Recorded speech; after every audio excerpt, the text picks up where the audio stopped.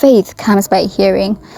There is a point in all of our lives where God takes us by the hand and leads us to his ways and precepts. So if we are within the faith, God is saying that we should not be doing things from selfish ambition or conceit, because we are one.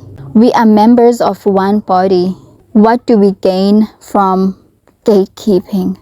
Doing that is a display, a very arrogant display of selfish ambition as well as conceit. But additionally, it causes the body of Christ to dysfunction. Imagine the joy it would be if we were all functioning in our spiritual gifts, if we were all thriving as God intended for his church to thrive. Yes, it is written, the things that God shows us, they are secrets for his children. So when we are within the church, that is the safe space where we should be able to uplift each other and help each other up, build each other up, so that all of us are in unity.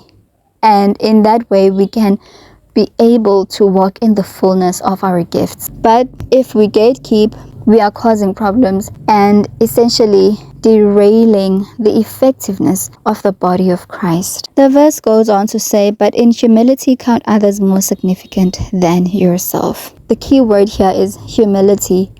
Humility means in careful consideration that you once were in need. If I was once in need of something, how dare I deprive someone else who is in need of the same thing? How dare I disregard God's grace and mercy towards me? And I am so full of selfish ambition, so full of conceit, that I discount them as if I was born with all of this knowledge and precepts and wisdom. It is God who imparted it on me. It is God who shared it with me. Let's take, for example, Paul. Paul was a Christian all his life before he became Paul, while he was Saul.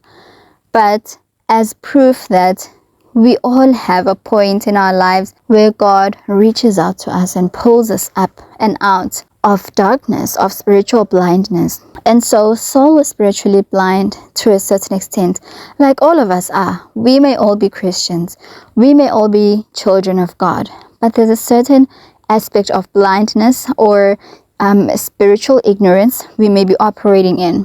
And look at what Paul did. With all those insights God placed, with all that knowledge, the wealth of knowledge that God shared with him, we now have so many scriptures that we can refer to for our own aid. Because Paul applied Philippians 2 verse 3 to 4, that we have to be humble in remembrance that I once was in need. I once was lacking in knowledge, in understanding. And if it had not been for the Lord to give me knowledge, to bring me into his marvelous light, I would be lost. So I cannot afford to hold back and gatekeep when so many of his children are suffering. So many of his children are going in the wrong direction. Okay?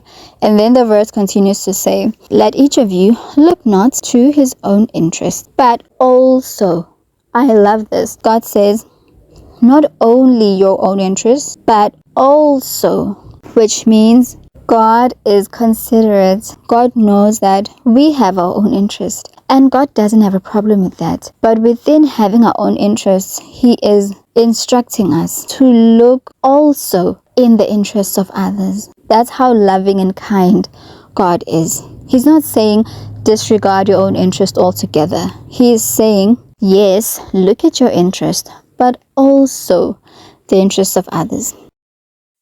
So this is the reason why we are so out of place, why the world is just collapsing and there's moral decay everywhere we look. It's because the body of Christ is not operating in its full sovereignty. We have never gotten the plot. We've been so long focused on things that don't matter, on things that actually have nothing to do with our high calling. So this video was just to remind you of our high calling, and that it is important for us to play our role. It's important for us to walk in the fullness of who we truly are, so that we can be true partakers of the divine nature, and so that we can experience, witness, and enjoy the benefits of total collective obedience. Thank you so much for tuning in. I will catch you on the next one. Stay blessed. Goodbye.